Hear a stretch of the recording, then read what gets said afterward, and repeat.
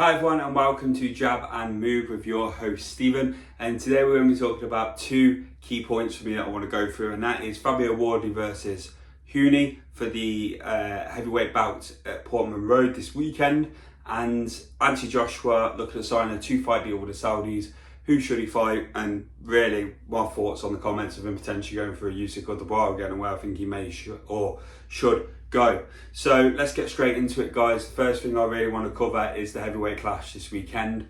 Is Fabio Wardley versus Huni. It's going to be a good fight. I've been doing the mental gymnastics for this a little bit because I don't feel a lot of people are underestimating, but I think a lot of people expect Wardley to come through this quite easy. Don't think they expect it to be an actual battle, and I think this is where they're going very wrong with Huni. I think he is a good heavyweight. Yes, he's only fought once. I think Lana was the one fight he had that was sort of out from down under and stuff, and against a few opposition that you would class as not at a very high standard, let alone elite. But you could say that with Fabio Wardley for quite a lot. Before the Adelaide fight and then the Fraser Clark fights, who had he fought and what he accomplished to that point in terms of the calibre of opponent. So it's really interesting for me, and I'm doing a mental gymnastics because with Huni, he's a really good boxer. For a heavyweight, he's got good feet, he's got good movement, and he is actually a very good technical boxer. But I don't feel he's got the absolute power that he should do at heavyweight, and his defence is lacking a little bit and has some questioning to it. But for me, again, with Wardley, it's kind of the opposite. He hasn't got the boxing IQ, but he's got the knockout power, and because he's unpredictable, it's kind of like that Wilder thing again of being unpredictable. What's he going to do? Where's he going to throw the punches? How's he going to go about his business for the 12 rounds? And it does put you a bit of a headspace where you're not sure what's happening. And I think that's what caught Clark out in the first fight, and again in the second fight. Absolutely, the power is what caught him out. So it's a really tough one. Do I think Huni's going to take it on boxing ability? Possibly, but to do that, he's got to try and actually get through the rounds and take the power of Wardley. And I don't know if he can do it. It's really hard, This is the problem when you try predicting fights. It just becomes difficult. But my gut weirdly says that Huni's going to take it and surprise people. I think he's going to win it on points. That's what I'm going to go with. I'm going to go with a Wardley knockout, which was what I thought first of all, and then kind of done the roundabout gymnastics and thinking it through again and again and again. But I'm gonna stick with what my gut says, and my gut tells me Huni on points will take it this Saturday and actually surprise the not elite, not world class level, the level just below that.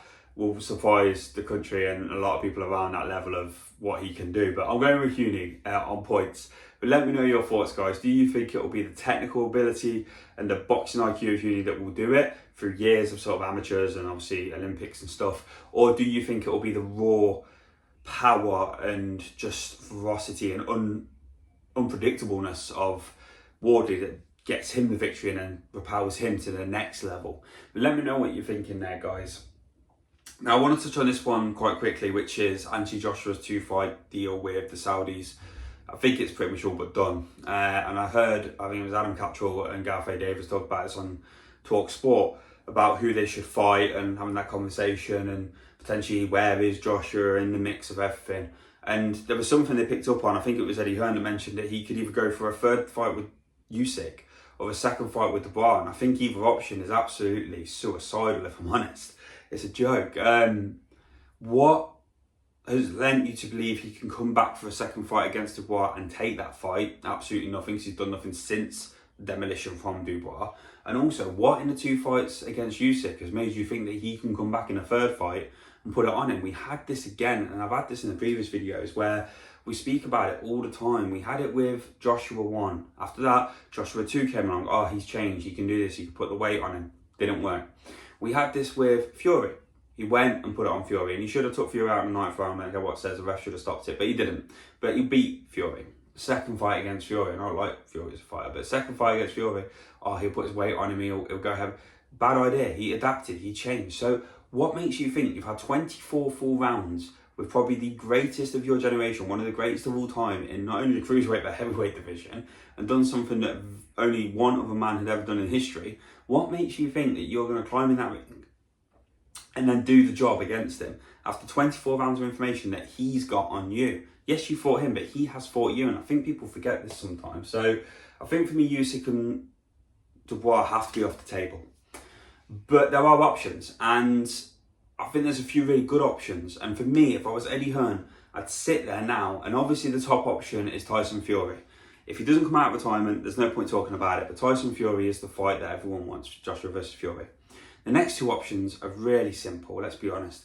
It is Big Bang Zhang in China, because all due respect, you'll make the money. And again, I know Zhang has lost a couple of fights, but he's lost a couple of fights to very elite fighters, and he is still there, and he can still perform. So he's a good benchmark to go again and probably jump to the next level again from that.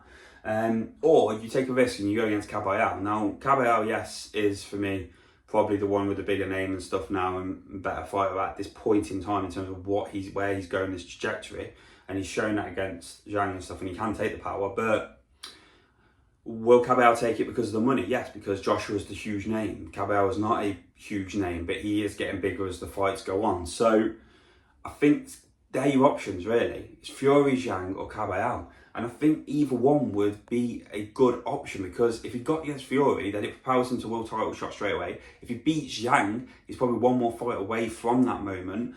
And if he beats Caballero, he's probably the same again. He's probably either in the mix straight away or one fight away. And also, we all know why he's hanging around, because he wants to do something that only 3 other men previously has ever done before him, and that is be a 3-time heavyweight champion of the world, which very few people have ever done. You can count them on one hand. So it doesn't worry about what's happening. He'll hang around as long as he needs to until someone gets that title that potentially he could beat and become that 3-time world heavyweight champion. And then he's looked at in a completely different light again, as it's already changed already since the Usyk defeat. So let me know what you think, guys. Like I said, I'm going with Huni against Wardley, and that is after a lot of mental gymnastics. And in terms of Joshua, who should he fight? And please tell me none of you think that he should go in the ring against Usyk or Dubois. It's got to be another option. And what would be your preferred option? Like I say, for me, it goes first one Fury, second one Zhang in China, and third one Caballero at Wembley or something. That would be my top 3 options. But let me know yours, guys. Please don't forget to like, comment and subscribe. The channel is growing with every day passing, and I'm looking forward to bringing much more content and doing much more fun things for you guys as we go along. So don't forget to subscribe, please share, and I look forward to seeing you later down the line. Take care.